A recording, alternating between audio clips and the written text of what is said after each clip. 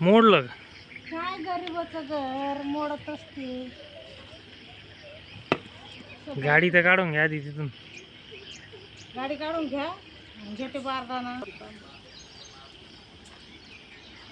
गरीबाचं पाण्या पावसाची हाल होती. मोदीला म्हणा घरदार दे ती बांधून त्यालाच टाका इडू काढून.